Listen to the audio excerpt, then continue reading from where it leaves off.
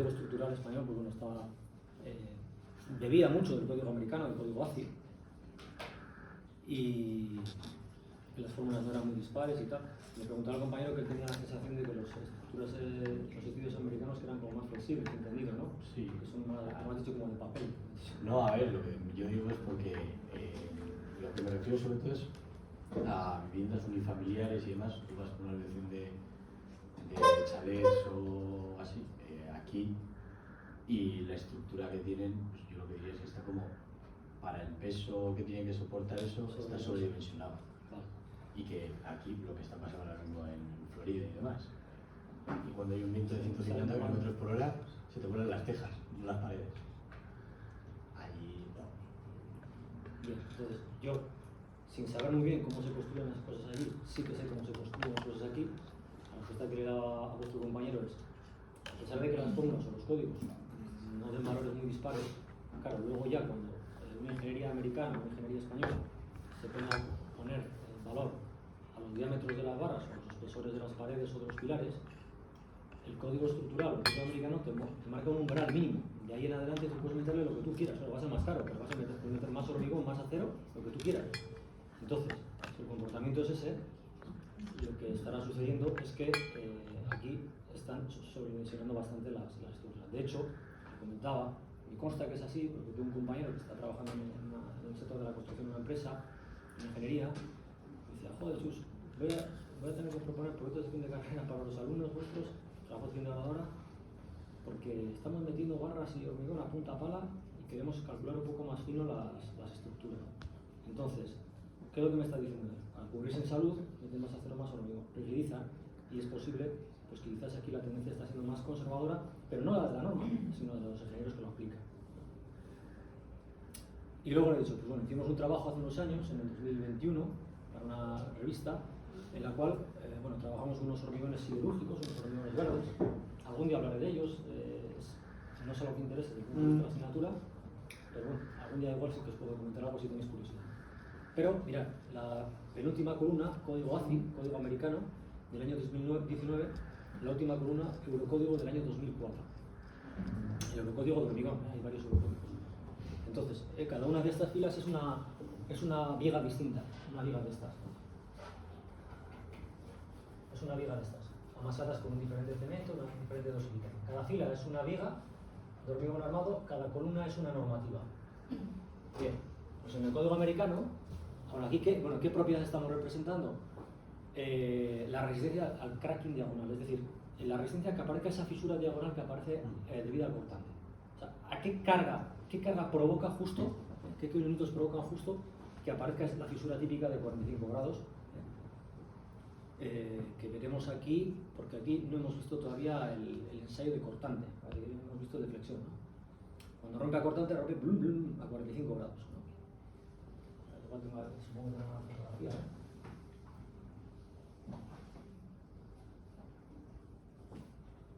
¿Veis? Todavía no está cerca de romper, pero veis la fisura de 45 grados. Pues el estado límite último de cortante se alcanza de esa manera, y antes de fallar presenta fisura a 45 grados. Pues el inicio de esa fisura de 45 grados de cortante, el código americano estima que se produciría para este material, para esta viga, con 62 kilonewtons, 6 toneladas. Y el eurocódigo, para ese mismo material, los cálculos del eurocódigo nos daban 8 toneladas. Es decir, que está siendo más conservador el código americano, porque está diciendo que para la misma viga nos da una menor resistencia. ¿No? Está siendo más conservador. Es decir, que incluso de esta razón, digamos que ellos tendrían que meter más material. ¿Entiendo lo que quiero decir? En cuanto a este estado límite último, al de cortante y al inicio, aquí realmente no estamos ante el final, al estado último de cortante, sino el inicio de esa fisura. Estamos viendo el inicio de esa fisura. Bueno, pues la norma americana nos dice que al de 6 toneladas y el eurocódigo al de 8 toneladas. Entonces, y está siendo, en este caso, como ves, mucho más conservador. Porque le está diciendo que tiene menos, que es para la misma viga.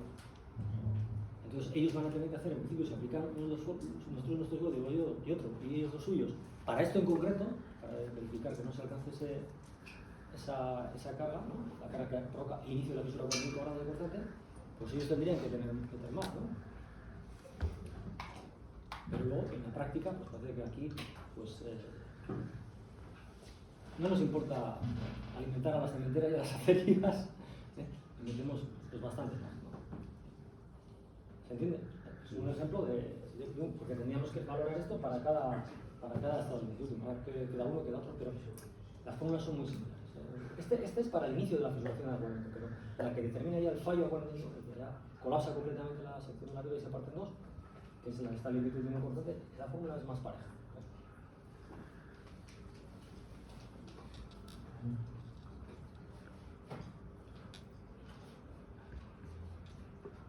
Bien, bueno, si tenéis cualquier curiosidad como la que ha preguntado el compañero, pues oye, yo aquí estoy para ello, ¿eh? Si tengo la respuesta, lógicamente la daré. Bueno, vamos a ver, entonces aquí tenemos un compañero, lo haremos aquí.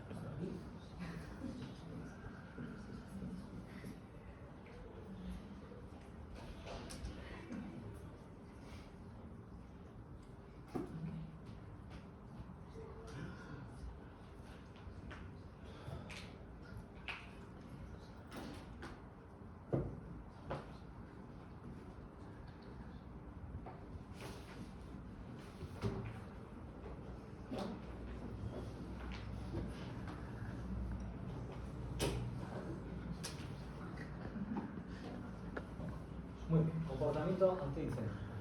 Bueno, bien, en este caso, cuando uno está en una situación de un proyecto real, tiene que aplicar el código técnico de la edificación, concretamente en su apartado seguridad frente a incendios. Ese código técnico de la edificación lo tenéis disponible todos en la página web del Ministerio de Fomento y es gratuito, al igual que el código estructural también. Entonces, podéis echar un vistazo y me imagino que después de la clase de hoy, pues ese capítulo en concreto lo podréis interpretar mejor. Bien, ¿por qué un incendio afecta a una estructura de hormigón armado? Fundamentalmente por dos razones. Por una es que afecta a las características resistentes y elásticas de los materiales que lo componen, tanto del hormigón como del acero, y la segunda es que al aparecer un gradiente térmico, es decir, no todos los elementos estructurales van a estar sometidos a la misma temperatura durante un incendio, ¿no? Sino que las zonas más cercanas estarán más calientes, etcétera, etcétera. Al existir zonas donde pues unos elementos están más dilatados porque están sometidos a más temperatura y pretenden alargar más, y otros se lo impiden porque no están tan expuestos, pues aparecen también tensiones térmicas. Entonces, bien por la reacción de las tensiones térmicas, bien porque en sí, al calentar el hormigón o el acero, las propiedades mecánicas varían, pues lógicamente un incendio tiene influencia sobre el comportamiento estructural y a partir de una determinada temperatura esa estructura ya no es capaz de resistir las acciones que a temperatura de 20 grados sí que lo. Bien, pues vamos a analizar por una parte lo que es el comportamiento de la masa del hormigón y por otra parte la del acero. Bueno, si os fijáis, aquí aparece representada la evolución de la resistencia a compresión del hormigón con la temperatura. Y si os fijáis, hasta 300 grados, aproximadamente la resistencia de la compresión del hormigón no varía. Vale. Durante esos primeros 300 grados, toda la temperatura del hormigón se está dedicando a evaporar el agua de amasado, el agua libre de amasado. Es decir, hay parte de agua que ha reaccionado ya con el cemento y lo ha endurecido, y hay parte de agua que todavía no ha endurecido y que está libre y seguirá endureciendo el resto de cemento, el resto de su vida, ¿no? Pero en ese momento del incendio tenemos ese agua que está recibiendo ese calor y está evaporando. Entonces, por eso no le afecta en cuanto a su resistencia. Se está dedicando ese calor a evaporar ese agua. Pero a partir de esta temperatura, esas temperaturas tan altas, como sabéis, la temperatura elevada siempre favorece la realización de las reacciones químicas. Entonces, se empieza a descomponer la pasta de cemento, lo que provoca una caída de su resistencia que alcanza estos valores. En este caso, todas las temperaturas que aparecen aquí son temperaturas de la masa de hormigón, no la temperatura del aire o del incendio. Hay dos temperaturas, la temperatura de la habitación, que lógicamente es mayor, y luego la temperatura de, por ejemplo, este forjado de hormigón que va a ir cogiendo por detrás de la temperatura, por decirlo así. Bueno, aparte de la pérdida de propiedades resistentes de la masa de hormigón por la temperatura, también se produce en el hormigón de manera más acusada que en el acero el fenómeno de la resistencia residual. ¿En qué consiste? En que en el momento que se extingue el incendio y vuelve a recuperar la temperatura de 20 grados de la estructura, la temperatura ambiente que sea, el hormigón no recupera toda su resistencia. Queda ya dañado de manera perpetua y alcanza un porcentaje de su resistencia que se llama resistencia residual. ¿Vale? ¿Por qué? Porque si se han superado esos 300 grados, ya se han producido reacciones químicas que son irreversibles. La pasta de cemento se ha transformado y tiene una resistencia menor. En estructura metálica no es tan acusado el efecto de la resistencia. De hecho, no se habla de resistencia residual. Pero en el hormigón armado, sí.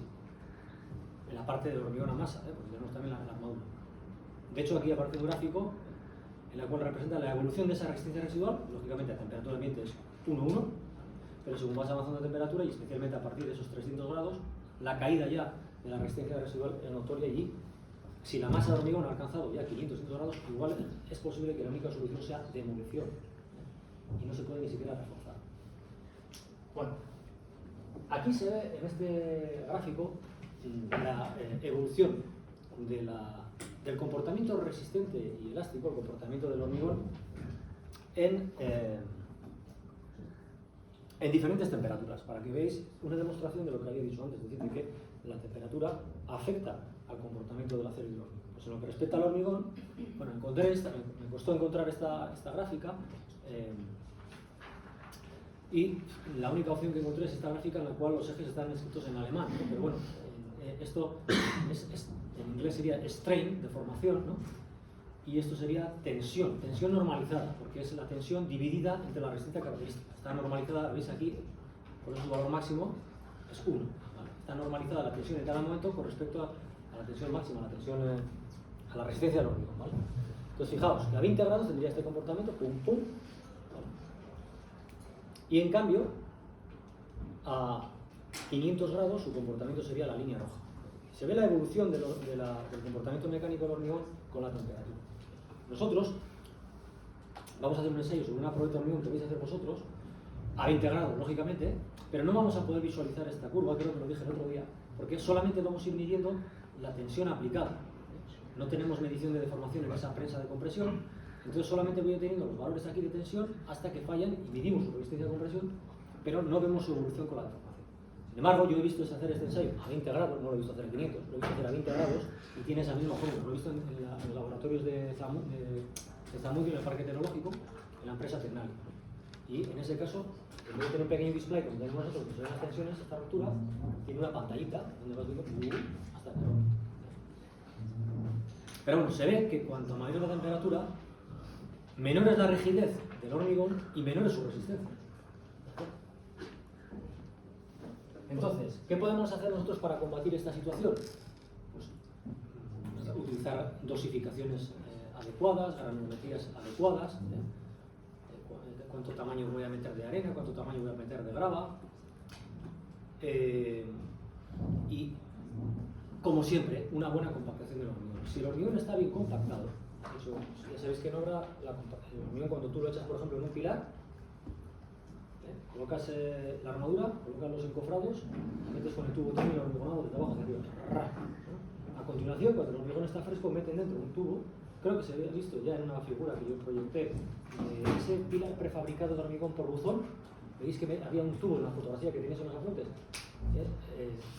Pues puede ser perfectamente un microcompactador. Entonces, se mete por ahí dentro. También hay que meter por ahí dentro el tubo Tremi, que también es un tubo elástico. El tubo Tremi es el tubo hormigonado. Pero hay otro tubo que lo que hace es realizar el velado. Entonces, es importante que esa operación, cuando seáis directores y directoras de obra, se compruebe su ejecución, porque de ello va a depender la compacidad del hormigón. Cuanto más compacto es el hormigón, mejor ha rellenado los espacios entre las barras y las paredes, o sea, más resistente va a ser, menos poroso va a ser, y todos los procesos patológicos del hormigón se van a ver disminuidos. Entonces, la comprobación de la compactación es un tema interesante desde la dirección de obra. Bien. Y en el incendio, pues no podía ser otro efecto más en los cuales cuanto más compacto, mejor comportado. Pero en la estructura del hormigón armado, aparte de tener la masa de hormigón, también están las barras de acero corrugado, ¿vale? Y las barras de acero corrugado, pues que son de acero, también ofrecen un comportamiento que, lógicamente, según va bajando la temperatura, pues va cayendo. Nuevamente, cuando el acero ha alcanzado 300 grados, la caída es mucho más pronunciada. Aquí se representan tanto propiedades elásticas como propiedades resistentes, ¿no? Está el módulo de Young, que es una propiedad elástica, y luego la tensión de rotura, que es una propiedad resistente. Tanto la rigidez como la rigidez como la resistencia se ven afectadas con la temperatura, de lo mismo que sucedía con el acero. En este caso no está tan afectado de la tensión residual y recupera más resistencia y rigidez que la que recuperaría el hormigón en masa. Bien, dicho todo esto, bueno, se comprueba o se comprende por qué un incendio afecta a la estructura. Ya habéis visto que las resistencias y las rigideces quedan afectadas, y nosotros, cuando hemos calculado los estados límites últimos de flexión, de cortante, de torsión, de funcionamiento, de tal, los estados límites de servicio, de fisuración, de vibraciones, de flecha, hemos metido unas rigideces y unas resistencias en sus cálculos que son las que tienen a 20 grados. Pero claro, yo no puedo garantizar el cumplimiento de esos estados límites últimos durante la realización del incendio o después de él, porque al hormigón, la masa hormigón pierde resistencia. Entonces, ¿qué es lo que tengo que hacer? Pues comprobar, bueno, aplicar el código técnico en su capítulo de seguridad ante incendios y comprobar y hacer un diseño frente a incendios, ¿vale? Bien, ¿cómo se hace eso? Bueno, es lo que voy a explicar ahora conmigo. Antes hemos visto la teoría y ahora vamos a ver la práctica, ¿vale? Como todo, se puede hacer con mayor o con menor complejidad. Y explico por qué. Mirad, nosotros admitimos que un elemento, voy a cerrar la ventana, no os importa, la voy a cerrar, porque si no tengo que verificar.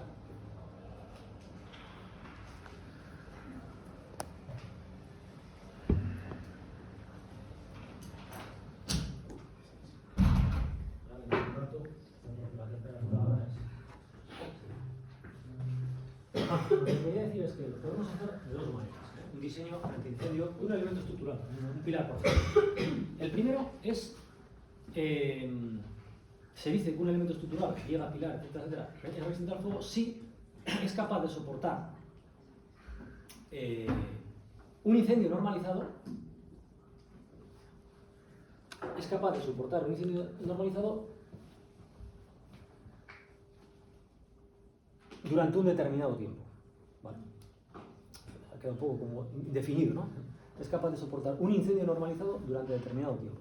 Es la manera fácil de comprobar, yo es la que haría en vuestros trabajos de fin de grado, la manera fácil de comprobar la resistencia al fuego de una estructura o de los elementos estructurales que la componen. Bien. Esta primera manera fácil hay que definirla un poco más, ¿no? Un incendio normalizado, es decir, ¿qué es un incendio normalizado? Porque claro, el edificio puede estar soportando incendios de diferente índole, ¿no? Más intensos, que cogen la temperatura más rápida con el tiempo, menos intensos. Entonces, vamos a definir un incendio normalizado. En todos los diseños que se hacen en España vamos a utilizar un incendio base o un incendio de referencia. Y ese incendio, además, tiene que ser un incendio suficientemente conservador. Es decir, mucho más rápido y agresivo que la mayor parte de los incendios que se puedan producir. Entonces, ¿cuál es ese incendio que hemos aceptado? Este de aquí. Está representado mediante su expresión analítica. Está en base al logaritmo decimal, pero bueno, aquí metéis minutos y aquí sacáis grados. Y si lo sustituís para 15, 30, 45, pues obtenéis estos valores, ¿no? En media hora tendríamos 840 grados centígrados. Esta velocidad de incendio es la que nosotros admitimos como incendio normalizado. Entonces,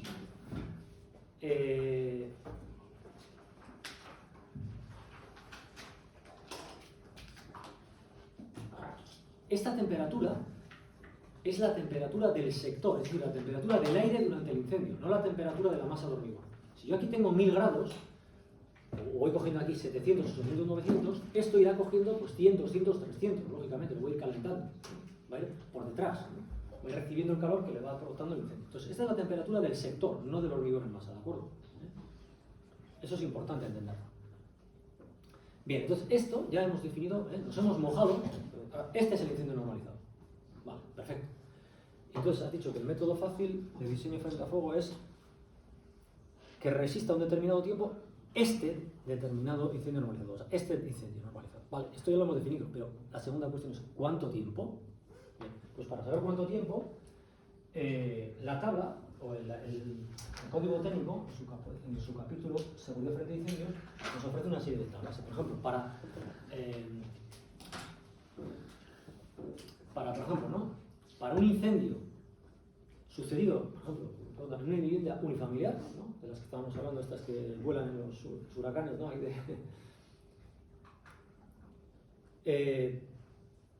debería resistir, es un R30, tiene que ser un elemento frente R30, tiene que tener un elemento resistente R30, tiene que resistir 30 minutos, todos los pilares, todas las vigas, todos los forjados de esa vivienda unifamiliar, tienen que resistir 30 minutos este incendio de aquí. Es decir, que durante esa media hora de ese incendio, tiene que ser capaz de soportar las acciones que sobre él están aplicadas. ¿Vale? Eso es exigirle que sea un R30. ¿Se entiende? Pero claro, todavía no está finalizada nuestra fase de diseño. Y muy bien, diseñar un elemento frente al fuego es que me digas exactamente qué dimensiones tiene que tener ese pilar o esa viga y a qué distancia debe colocar la armadura, ya que el hormigón lo protege frente a temperatura, para que realmente aguante 30 minutos ese incendio, las acciones aplicadas. Entonces, para ello, nuevamente, podemos utilizar el anejo C del Código Técnico de la Edificación en su capítulo Seguridad Estructural ante Incendios, y en él, por ejemplo, en lo que se refiere a elementos comprimidos, ¿qué son elementos comprimidos? Pues los muros y los pilares, ¿no? Los pilares también los llaman soportes, si queréis poner. Oye, ¿quieres una R30 para esa casita que quería diseñar el compañero? Bueno, pues tiene que tener 15 centímetros, como mínimo 15 centímetros de lado. Dirá alguno, oye, pero la instrucción me pide, ya me decía que tenía que tener, si lo recordáis cuando lo veíamos en el tema correspondiente, mínimo 25 centímetros. Ya, desde el punto de vista de fuego, luego habrá, desde el punto de vista de aplicar el código estructural, voy a tener que meterle luego 25. Pero desde el punto de vista del código, con 15 centímetros de lado, y teniendo colocado la armadura a eje 15 milímetros, es decir, un centímetro y medio, ¿no? Aquí a eje, 15 milímetros, un centímetro y medio, con esta distancia de la armadura, con este recubrimiento de la armadura y con ese lado mínimo de 15 centímetros, resistiría esa media hora el incendio normalizado y por tanto mi elemento estaría diseñado. ¿Veis? Es un diseño muy rápido, ¿no? Muy rápido. Claro, evidentemente, si yo he hecho primero el cálculo mecánico, pues ya vendrá con unas dimensiones para soportar los establecimientos últimos y de servicio. Si esas dimensiones son mayores que las necesidades de incendio, pues ya lo cumple. Pero si no, pues igual tendría que darle un... Claro, este recubrimiento, ¿quién lo ha condicionado? Lo vimos en el tema de carbonatación. La ha condicionado la exposición química. Pero oye, si este valor es mayor, porque hay casos en los que es mayor, ya veis, hasta 5 centímetros, es una representación 240. Si ese valor es mayor que la exposición química, o ese lado es mayor que la exigencia de los cálculos de estos límites últimos, pues tendremos que incrementar. Igual para este caso, pues no es necesario. ¿Se entiende cómo se hace? Esta es la manera fácil, claro.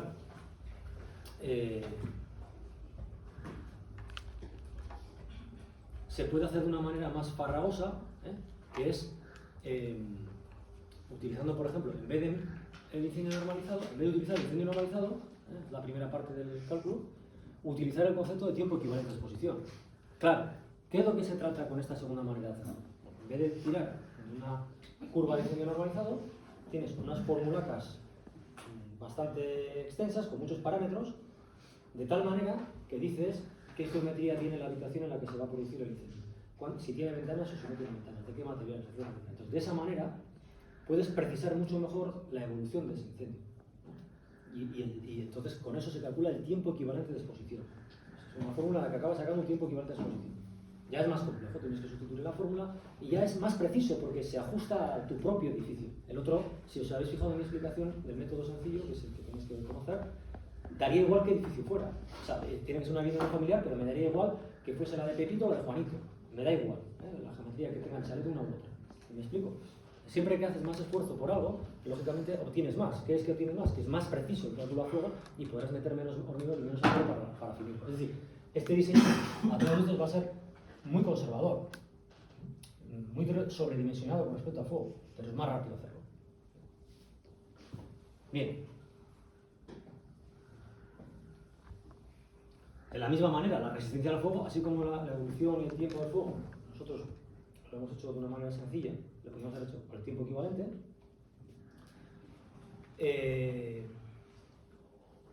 Entonces ya no sería R30 o R40, sino sería 55,7, o sea, tiempo equivalente, 55,7 minutos, porque procedería de una fórmula, ¿me explico? En vez de desatarlo. La segunda parte de la comprobación, si os habéis fijado, era ir a la tabla que nos decía qué dimensiones tenía que tener, realizar el diseño propiamente del elemento estructural frente al centro. Y en ese caso,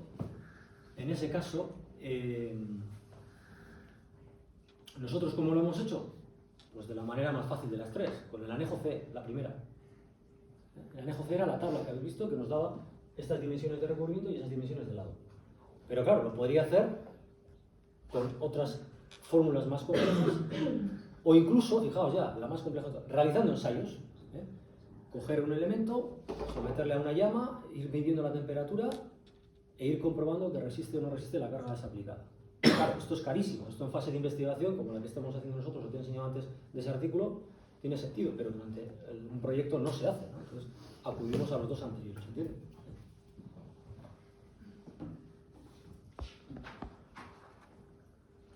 Bueno, pues eso es más o menos lo que corresponde a la parte de incendios, que forman parte de las patologías del hormigón. Y por último de este tema, pues vamos a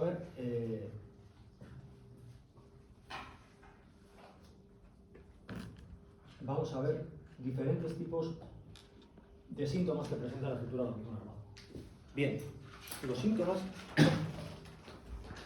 fundamentales que presenta el hormigón armado es la fisuración. El hormigón nos avisa a nivel de su fisuración. Es como la fiebre, ¿no?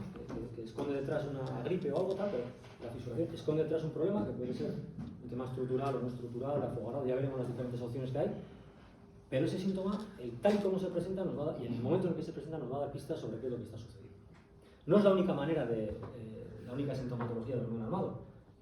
Existen también eflorescencias, que son como líneas de color blanco que aparecen, pintadas de tiza sobre un pilar visto de hormigón armado, que es la precipitación del carbonato cálcico. Sobre todo eso sucede en elementos que están expuestos a intemperie. Es difícil ver una eflorescencia en un elemento interior. Entonces, recibe la humedad de lluvia que disuelve las sales que tiene dentro del cemento y luego precipita formando esas líneas como pintadas. Esas son las eflorescencias. Se pueden producir cambios de color en el hormigón, como habéis visto, por ejemplo, a través del efecto de la temperatura. Las desagregaciones, que se descompone la pasta de hormigón, también puede ser por efecto de la temperatura o por efectos de reacciones químicas entre los componentes del hormigón. Y el más característico, que son las fisuraciones. Bien, antes de ver cada uno de los tipos de fisuraciones, voy a hacer dos clasificaciones. La primera, fisuras vivas o muertas. Esto en una situación real, en un proyecto real, para comprobar si una fisura viva o muerta, se coloca, se pega un testigo de yeso encima de ella, pues si se mueve, el testigo de yeso, que es frágil, se rompe.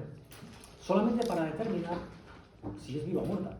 Luego, eso no nos da información, lógicamente, ni de la apertura de la fisura, etcétera, etcétera. Pero bueno, para determinar solamente si sí o no es una fisura viva o muerta, pues colocas un testigo de yeso encima de la fisura, vuelves a verlo en unos días y si se ha roto es que esta fisura es viva. Claro, lógicamente son mucho más comprometidas las fisuras vivas que las muertas. Las fisuras muertas al final no evolucionan y por lo tanto no son tan peligrosas, ¿no? Pueden afectar a la durabilidad porque reducen el recubrimiento que veíamos el otro día. Para una fisura al final te reduce el recubrimiento.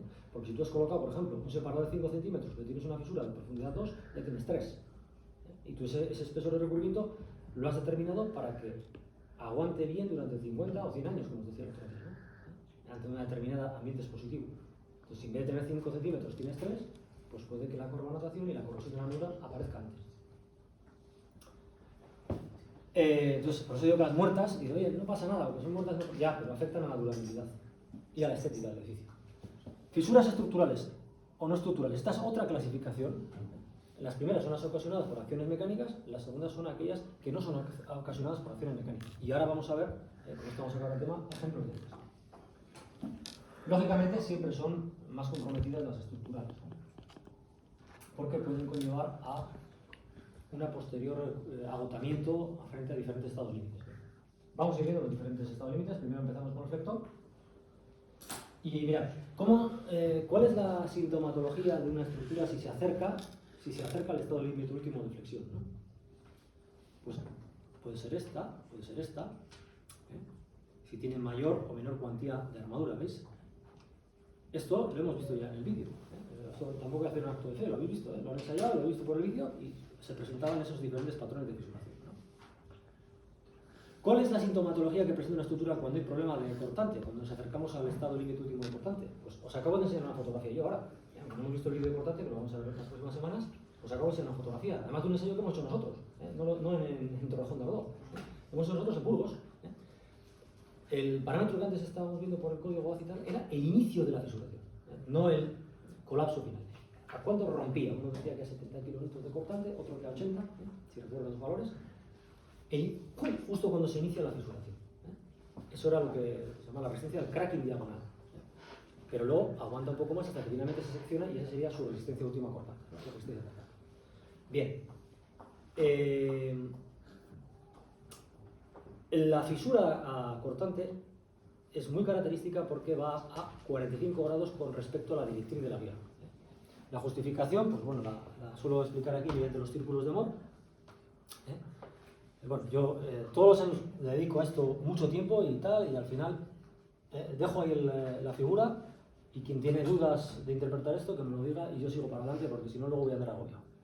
Estas son las tensiones principales en la dirección XY, y entonces partimos del estado tensional sigma 1, y entonces los cortes con esta dan las direcciones principales, la X y la Y, que están a 180 grados aquí, por lo tanto aquí 90 en el círculo de Mohr. Entonces, ¿dónde están las tensiones principales? A 45 grados, en esta dirección, en este plano. Por tanto, la fisura rompe a 45 grados. Pero bueno, simplemente con una herramienta que es el círculo de Mohr podemos demostrar que el cortante provoca fisuración a 45 grados. Igual otra vez, en vez de colocar mis dibujillos, pues los puedo poner un poquito más chupón, más limpio, pero bueno. Fisuración por torsión. Pues la fisuración por torsión, el torsor provoca también esfuerzo cortante. Si te fijas, el esfuerzo torsor es un esfuerzo que va tangencial a la viga. Si esta es la viga, va 3. También genera tensiones tangenciales. Pues la fisuración también es a 45 grados. Se puede demostrar, de hecho aquí está demostrado en este dibujo, que en este caso es a 45 grados, pero en dos direcciones contrarias en las dos caras. En el cortante era a 45 grados, la misma en todas, seccionando completamente en este caso, en las dos caras cambiadas. Si aparecen dos fisuras a 45 grados en dos caras cambiadas, significa que está cerca de alcanzarse el estado límite último de torsión en esa vía. Por lo tanto, hay que desalojar, apuntalar y reforzar. Existen otras fisuras, por ejemplo, en los soportes o muros. Típica fisuración, pues la de compresión, como veis aquí en este dibujo de este estado tensional, en la dirección de la propia compresión, pero también pueden aparecer fisuras de este tipo. ¿Por qué? Porque en un pilar de esquina, por ejemplo, imagínate un pilar de esquina. Un pilar de esquina, la carga no está centrada, es excéntrica. Entonces, esa carga excéntrica equivale a la carga centrada más un flector en este sentido. ¿Vale? Entonces, sí, la carga centrada provoca una tensión de compresión, pero ese flector provoca una flexión en este sentido y, por lo tanto, las fibras de aquí superior están traccionadas y presenta una fisuración por flexotracción. Entonces, los pilares pueden presentar esos dos tipos de patrones de fisuración en función de la colocación de ese pilar. Y para finalizar, las fisuras estructurales, ya ves que en todas estas, ¿quién está detrás de esas fisuras? Las acciones mecánicas, que provocan unos diagramas de esfuerzos y que al final hacen que se alcance el límite de torsión, el límite de cortante, etc. Existe un estado límite último, que yo no he mencionado hasta ahora, que se llama estado límite último de punzonamiento. Ese estado límite último, con su fórmula nuevamente del eurocódigo, del americano o del código estructural nuestro, están utilizadas esas fórmulas para que no parezca esto que tenéis aquí, ¿no? La forma que presenta la fisuración es ya veis, perimetral al pilar este de aquí. Es decir, el funcionamiento no es un estado límite último que, a diferencia de todos los que hemos visto, hay que comprobar en todas las secciones de todos los elementos estructurales. Todas las secciones de todos los pilares, de todas las vigas, hay que comprobarlos a flexión, a cortante, a torsión. Pero el funcionamiento no se comprueba en todas las secciones. El funcionamiento solamente se comprueba en las regiones susceptibles de sufrir funcionamiento. Es lo mismo que el pandeo. El pandeo no se comprueba en todos los elementos estructurales, solamente en aquellos que son susceptibles de sufrir pandeo. ¿Cuáles son? Elementos esbeltos y sometidos a compresión. Imagínate, un elemento traccionado no tendría que comprobar. En un elemento muy grueso, muy rígido, tampoco lo tendría que comprobar. Pues al funcionamiento le pasa lo mismo, solamente en determinadas zonas. ¿En qué zonas? En el encuentro. Un punzón es como un pincho. No sé si cuando erais pequeños se utilizaban los punzones para hacer manualidades. Yo recuerdo que sí. Hace 40 años que sí, pero recuerdo que sí. Cric, cric, cric, cric, cric. Entonces, el encuentro del punzón con un elemento bidimensional, un forjado o una losa de cimentación, incluso una propia zapata, ahí, en esas localizaciones, en esas uniones, es en las que hay que comprobar el funcionamiento, ¿no? Y por eso alrededor de este pilar aparece esa fisuración que indica que se está alcanzando el estado límite de funcionamiento. Para evitarlo se coloca la armadura de punzonamiento, ¿vale? Es una armadura que hace así. Está aquí, hace así. En este sentido y también en el otro. ¿Me estoy explicando? O es un poco chapuza. ¿Me explico? Son barras inclinadas en este sentido y en el otro sentido. Esa es la armadura. En una zapata es lo mismo pero al revés. Van así y luego en el otro sentido. En una zapata justo al revés. Esas son armaduras de punzonamiento. No se colocan siempre, solamente cuando la carga de punzonamiento es fuerte, porque el elemento en sí, si la armadura de punzonamiento tiene cierta resistencia a punzonamiento. Pero si la carga es tan fuerte que se supera su resistencia, entonces hay que... Yo estas cosas las calculaba en la asignatura de Tecno 2, cuando daba yo en San Sebastián. Bueno, si no haces esos cálculos ni esas comprobaciones, pues aparece esta fisuración y es peligroso porque se puede producir el hundimiento de ese piso. Nuevamente es la acción mecánica, es decir, la compresión del pilar frente a la placa o losa o forjado, la que está detrás de ese defecto. Por lo tanto, es una fisuración estructural. Y para finalizar las fisuraciones estructurales, creo que esto también lo he comentado en alguna ocasión, en un programa de cálculo, nosotros el próximo semana vamos a empezar a trabajar con CIPE y se acompañan primero vamos lógicamente a tener que definir el edificio, diseñarlo, meter los materiales, y finalmente lo vamos a calcular, ¿no? Entonces, vamos a hacer el modelo de esa estructura con unas líneas que van a ser los pilares y las vigas, ¿vale?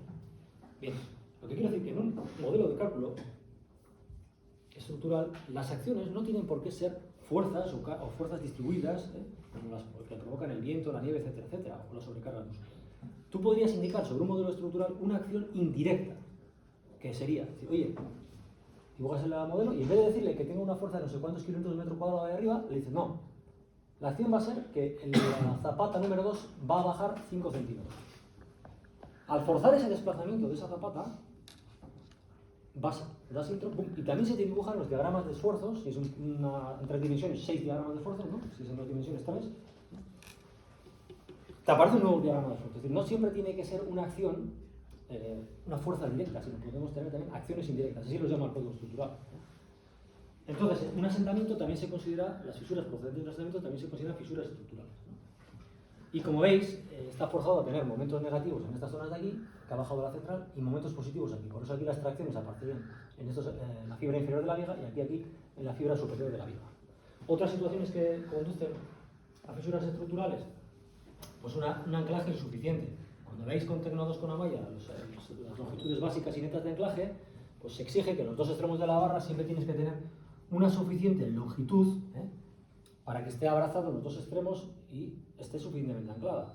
Si ese anclaje lo haces, no cumples la longitud básica y neta o evitas ese cálculo y la prolongación es insuficiente, pues pueden aparecer fisuras porque aquí tendría que haber alcanzado esta longitud aquí.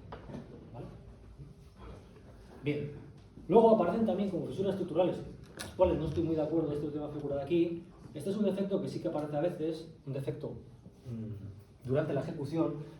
Los cercos se han movido aquí, ¿veis? Durante la fase de hormigonado se han arrastrado los cercos y como el hormigón está fresco en esas primeras horas, pues lo ha arañado dejando ahí unas fisuras, ¿no?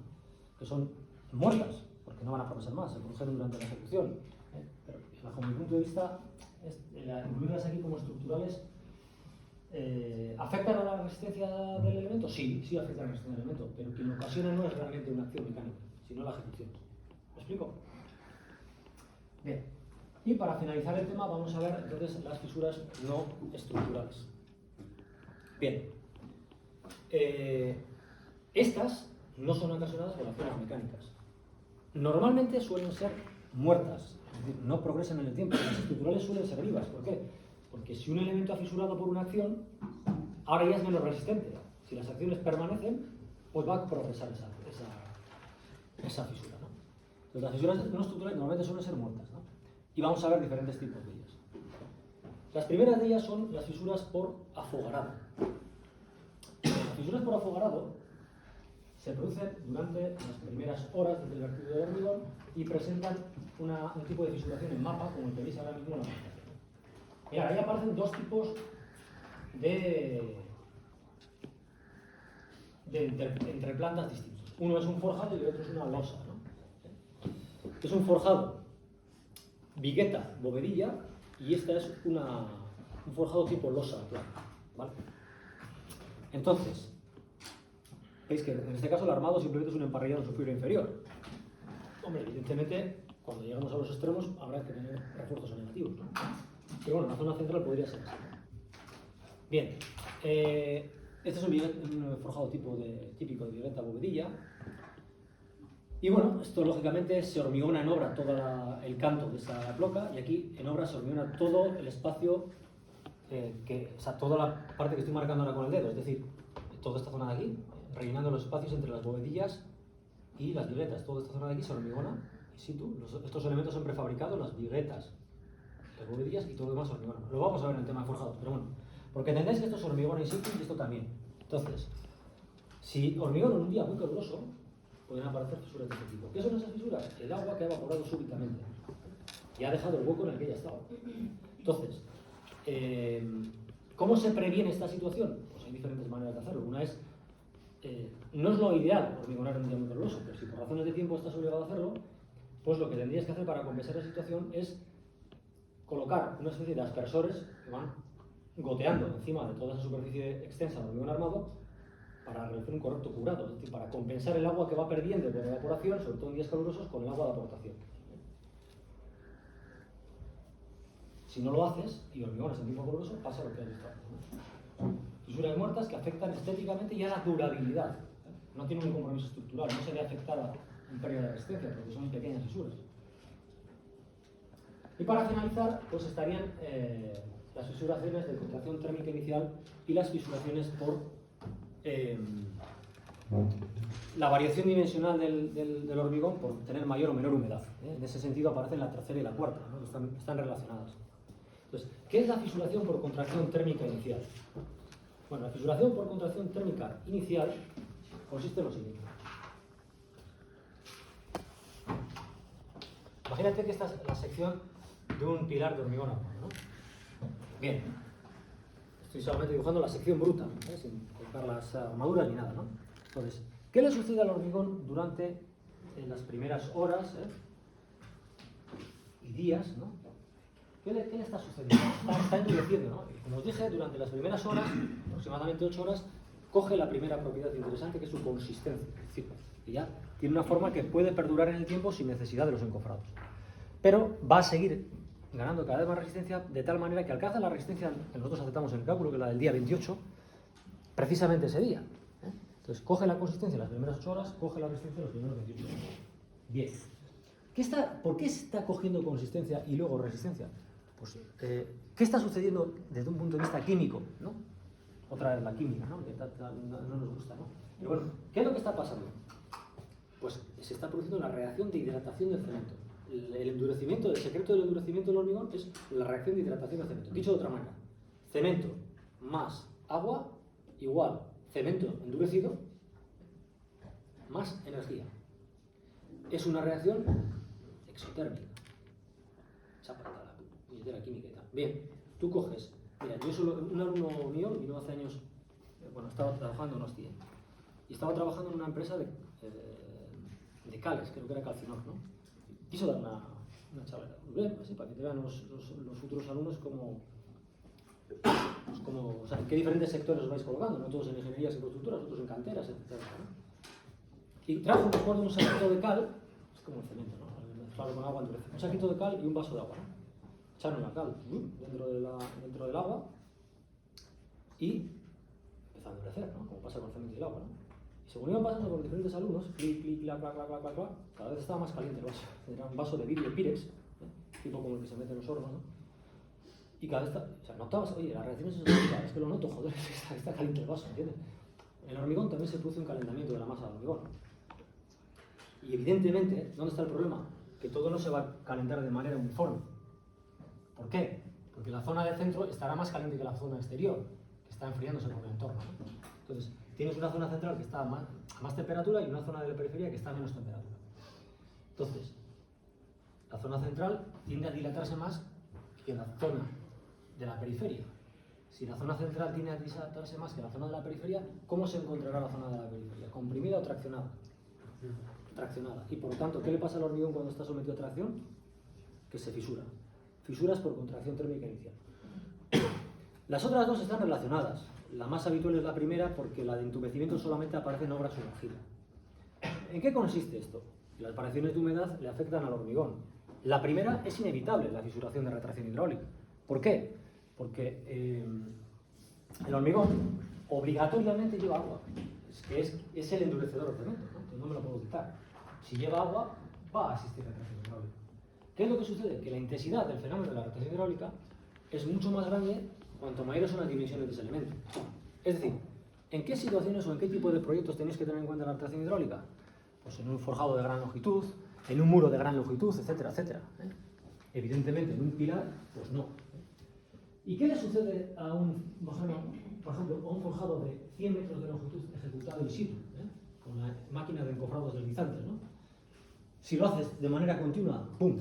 Los 100 metros. Hombre, evidentemente no vas a poder hacer los 100 metros porque se te acaba el hormigón de un camión Cuba y viene el siguiente. Pero bueno, igual, imagínate que has podido hacer 50 o 60 metros de hormigón con la churrera, con la máquina de encofrados deslizantes, de manera continua. ¿Qué es lo que sucederá? No has tenido en cuenta el fenómeno de la retracción y con el paso del tiempo te vas a encontrar una o dos fisuras verticales de arriba abajo del hormigón, de arriba abajo. Crac, crac, crac, crac. ¿Qué es lo que está sucediendo? Lo que está sucediendo es que el hormigón va perdiendo humedad y le sucede exactamente lo mismo que a una charca esta del Serengeti que se ven en los documentales estos de animales, cuando llega una sequía, ¿no? ¿Cuál es la imagen que tenéis de una sequía? Una charca con fisuras, ¿no? Fisurada, es la imagen típica, ¿no? ¿Qué es el fondo de una charca? Es arcilla, tiene que ser suelo arcilloso para ser impermeable, para formar una charca. Y la arcilla le sucede similar al cemento, ¿no? Se mezcla con el agua, endurece y tal. Entonces, al perder la humedad, pierde dimensión. ¿Y cómo la pierde? A través de las fisuras. Si sumas los espesores de las fisuras, pues puedes valorar la pérdida dimensional de ese fondo de esa charca por pérdida de humedad. Claro, en el muro le pasa lo mismo, pero esas líneas que dan la forma típica de una sequía son fisuras verticales de arriba abajo en el muro. ¿Vale? Entonces, ¿qué es lo que se hace para compensar en proyecto la retracción hidráulica? Lo que se hace es, te digo, no lo puedes evitar, pero lo puedes controlar. Entonces, voy a dibujar aquí, por ejemplo, la sección transversal de ese muro, ¿no? Lo que se hace es, se colocan aquí unos listones de madera que se llaman berenjenos, se colocan junto con el encofrado, entonces le dejas esa forma inicial al hormigón. Y esto va con su armadura y con su armadura. Son un mallazo en cada una de las dos pieles del muro. Entonces, ¿qué es lo que pasa? Que cuando estas las colocas cada 20 o 30 metros de ese muro, ejecutando sí. Entonces, ¿qué es lo que pasa? Que cuando, con el paso del tiempo, esa pérdida de humedad haga que ese elemento de tal dimensiones se pretenda fisurar, va a fisurar, pero va a fisurar justo en la sección más débil, aquí, ¿vale? Entonces, no estás impidiendo la retracción, que no la puedes impedir, la pérdida de volumen por pérdida de agua, la estás canalizando, ¿me explico? Entonces, eso es una junta de retracción hidráulica. Las juntas de dilatación, como las que veis aquí en este edificio, si vais en esa dirección, os vais encontrando cubrejuntes metálicos cada 20-30 metros, esa está seccionada completamente, o sea, la estructura está partida en dos, pero las juntas de retracción son así. Y dicho esto, pues hemos visto los problemas, ¿no? Las patologías. El siguiente tema lo que vemos son las soluciones, ¿no?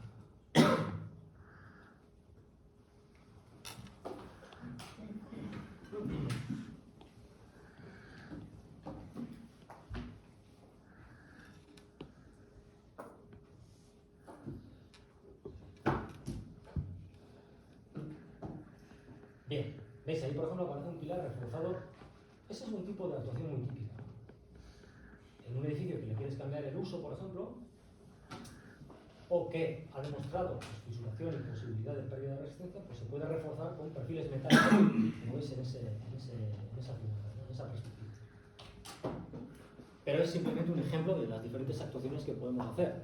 Hay muchas técnicas para reparar y reforzar edificios que vamos a ir viendo a lo largo lo largo del tema.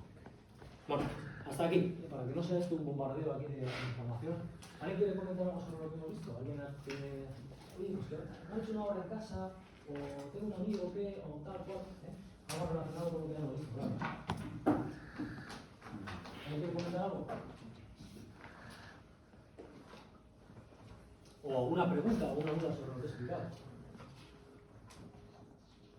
Sí, que no me quedó muy claro la comparación entre el código americano y el europeo. O sea, la conclusión es que el americano es más resistente o es más conservador, o al revés. Bueno, yo lo que he enseñado es una parte, o sea, un cálculo del código americano y del código europeo, que es saber cuál es el cortante, cuántas toneladas necesito tener de cortante en una sección para que aparezca la presuración de la aplicación. Entonces, en el código, por eso te digo, no puedo generalizar a todos los cálculos de todos los estados físicos únicos. Estamos así, porque realmente son bastante parejos. Pero concretamente para ese cálculo, el inicio de la reacción diagonal, el uso cortante, resulta que daba un valor para el código americano de 6 toneladas de cortante para iniciarse la presuración de esas vigas diagonal, y en el caso del eurocódigo, de 8 toneladas. ¿Eso qué significa? Que el código americano es más conservador. ¿Por qué? Porque ¿cómo han calculado cómo calculé yo ese trabajo difícil, ¿no? ¿Cómo calculé yo las toneladas de resistencia cortante que tenía esa viga? Con unas fórmulas en las cuales metí las propiedades mecánicas y geométricas del material, de esa viga. Entonces, para la misma viga, el código americano me está dando 6 y el europeo 8. Está claro que está siendo mucho más conservador el americano, porque para la misma viga me está diciendo que tiene una resistencia menor, ¿no? Que era el 25% menor. Por eso digo que es más conservador. Pero para ese efecto, para el efecto del inicio del cracking diagonal, inicio de la presuración diagonal, podríamos hacer lo mismo, meter esa viga y calcular su resistencia para cortante, para su vivienda normal, para presión, y ver y comparar los dos códigos para saber quién es más o menos conservador. No lo puedo generalizar para todos, porque realmente los sitios son más parejos que lo que ha dicho Julián. Para ese concretamente es más conservador que el americano. No sé si me explica ahora. Sí, No. Bien, entonces, hay muchas técnicas posibles de reparación, muchas, vamos a ir viendo, ¿no? Lo que sucede es que existen unos productos químicos que se llaman formulaciones epoxi, que, bueno, cada vez están teniendo una mayor aplicación en la construcción, en nuestro sector, ¿no?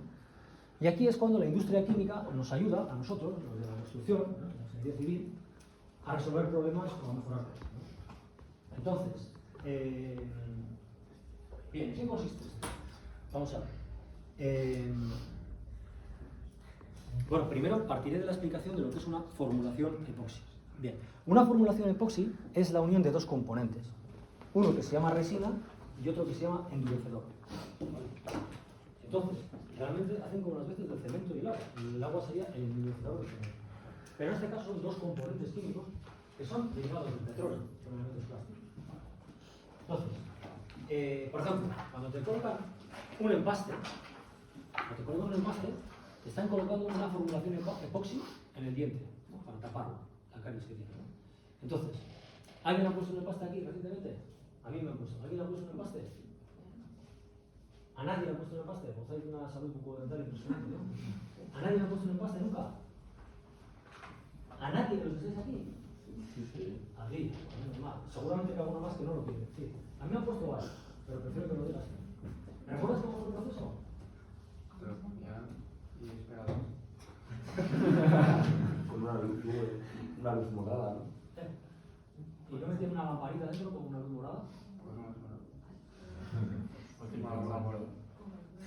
Metían una luz morada, sin una lamparita. ¿Qué es lo que estaban haciendo? Bueno, a mí, cuando era pequeño, que tenía muchas caries porque bebía mucha Coca-Cola, me salieron muchos. Bueno, dejé de beber al momento que me tuvieron que sacar un diente y vi las estrellas, porque además me echaron poca anestesia, porque era médico y era amigo mío y que no le gustaba mucho la anestesia, pero joder, en este caso ser amigo fue negativo, ¿no? Porque sí, está claro que la anestesia pues, no es buena, pero joder, prefiero tenerla que me salte las lágrimas cuando me está sacando el diente, ¿no? Le doy mis saludos a mi querido Luis, le tengo mucha estima, pero recuerdo aquel momento, dejé de la Coca-Cola de él.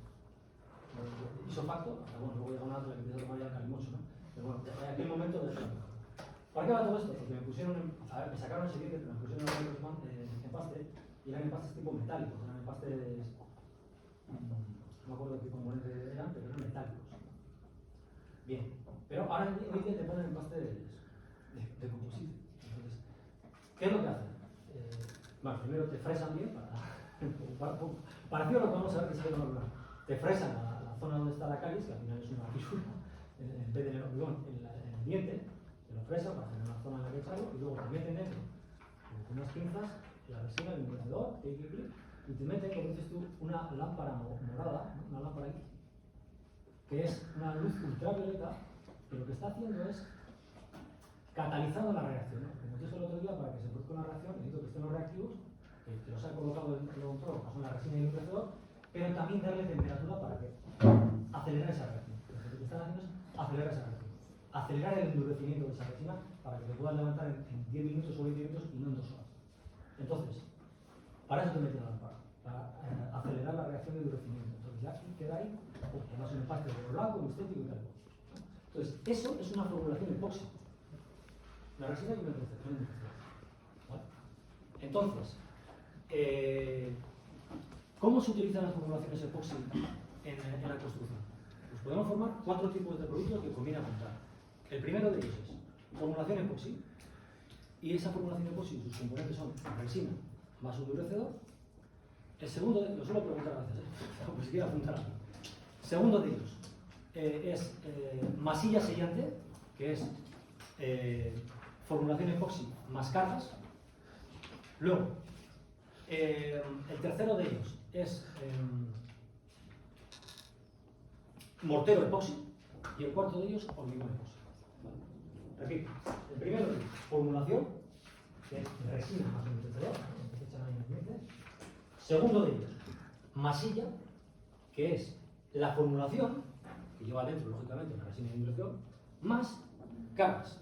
¿Qué son esas cargas? Es una especie de polvo mineral que está dentro de esa mezcla viscosa, que es la unión del epoxi con el endurecedor. ¿Y por qué lleva esas polvo cargas? Para hacer a esa mezcla una unión mucho más impermeable, ¿no? Por eso, ¿qué aplicación se le dan a las masillas? Pues la aplicación que se le dan a las masillas, por ejemplo, es sellar las fisuras, que finalmente son inyectadas con formulaciones, pero el sellado por fuera, me explico. Este hombre está hablando aquí de tal y cual, me explico con una cinta, ¿no?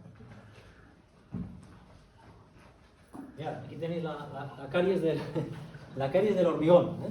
Su sección transversal, ¿no?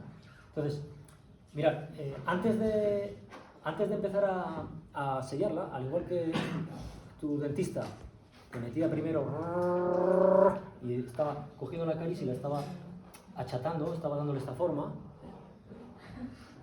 la vibración, no duelen, los empastes no duelen. Y después de hacer este taladro, por decirlo así, ensanchando la abertura de la fisura, aquí arriba se echa esa masilla sellante. Aquí arriba, en la V esta de aquí, en toda la longitud de la fisura, para sellarla, para que quede, digamos, incomunicada aquí debajo, ¿la veis? Pero luego, como está todavía viscoso, puedes hacer pasar un tubo o pita por aquí, que llega hasta aquí abajo, y por ese tubo es con el que le inyectas la formulación epoxi, en toda su longitud. Si es una fisura vertical, lógicamente desde abajo hacia arriba.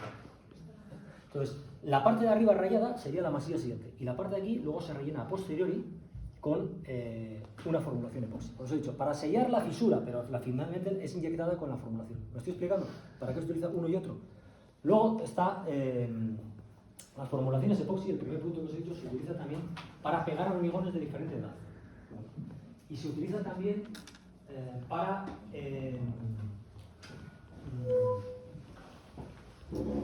proteger superficies de hormigón. Imagínate un silo de hormigón armado en el que metas dentro mantequilla o vino, que son componentes orgánicos que generan muchos ácidos. Pues para proteger la superficie de hormigón se le echa, por proyección, con una manguera también, se le echa una proyección de una formulación de este tipo, ¿de acuerdo? Y dirá, entonces las masillas sellantes solamente se utilizan para el sellado inicial de la fisura. No, también tiene otra utilización, que es la unión de acero con hormigón. Si quieres unir acero con hormigón, es propio hacerlo con una masilla, porque necesita. La masilla lo que tiene, está dotada de una macrotextura o una rugosidad mayor que le da ese polvo mineral que lleva. Entonces, de esa manera adhieres mejor el acero al hormigón. Si va hormigón contra hormigón, como las dovelas de aquel puente que os dije, que primero le echamos un pegamento que es una resina y luego hacemos el postesado. ¿Recordáis esas dos dovelas prefabricadas? Pues lo primero que echábamos era precisamente una formulación de postes, unir dos hormigones. En cambio, las masillas son para sellar inicialmente la fisura o para pegar acero. Necesitas esa rugosidad que le dan las capas, ¿no? Y luego los dos últimos, que son el mortero epoxi y el hormigón epoxi, son muy sencillos. Son equivalentes al mortero de cemento y al hormigón de cemento, ¿eh? Solamente que lo que hacemos es sustituir el cemento y el agua por resina y induración. Es decir, un mortero epoxi es aquel que está formado por grava, arena y formulación epoxi. ¿Vale? Cuando un mortero convencional está formado por grava, arena, cemento y agua. Un hormigón normal que está formado por grava, arena, cemento y agua. Un hormigón epoxi está formado por grava, arena, es decir, el árido, más, en vez de cemento y agua, pues resina y induración. Esto es formulación epoxi. Esa es la definición. Ahora, utilidades o aplicaciones de los hormigones y morteros epoxi. Los mismos que los morteros y hormigones convencionales. El hormigón es un material estructural, por ejemplo, formando parte de este forjado de aquella viga, y el mortero no es un material estructural, lo utilizamos para tapar un pequeño agujero, lo utilizamos para pegar un elemento a otro, en revestimientos, etcétera, etcétera, ¿no? Pero si quiero hacer un pilar, una viga, tengo que utilizar, lógicamente, hormigón, ¿no? Que es el elemento que nos da la resistencia, ¿no? Y eso es todo, ¿eh? Sobre las diferentes utilidades de las formulaciones incluso. Ahora bien, el primer ejemplo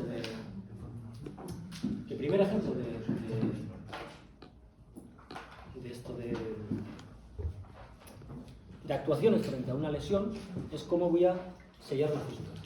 Bueno, sellar la fisura no significa resolver el problema, significa resolver el síntoma. Pero evidentemente primero la voy a sellar. ¿Por qué? Porque la fisura, si no la sello, aunque detenga el problema, afecta a la durabilidad de la estructura. Tengo un recubrimiento menor, afecta depende de la profundidad de la fisura, incluso ya puede convertirse en tener una afección estructural, ¿eh? Si está muy fisurado, etcétera, ¿no? Pero bueno, quiero decir, una fisura, en principio, afecta a la durabilidad, ¿de acuerdo? Si no tiene mucha profundidad, etcétera, etcétera. Entonces, la he de sellar. Pero también tengo que eliminar quién provocó esa fisura. Claro, si es una fisura muerta, no hay necesidad de eliminar quién la provocó, como los que habéis visto no estructurales. Pero si es una fisura viva, primero habrá que reforzar y luego inyectar la fisura. ¿Me estoy explicando lo que quiero decir? Bueno, pues en cuanto a la técnica de cómo se sella esa fisura, pues la vamos a ver el próximo día, porque ya se ha bombardeado bastante durante la sesión. ¿De acuerdo? Hasta la semana que viene.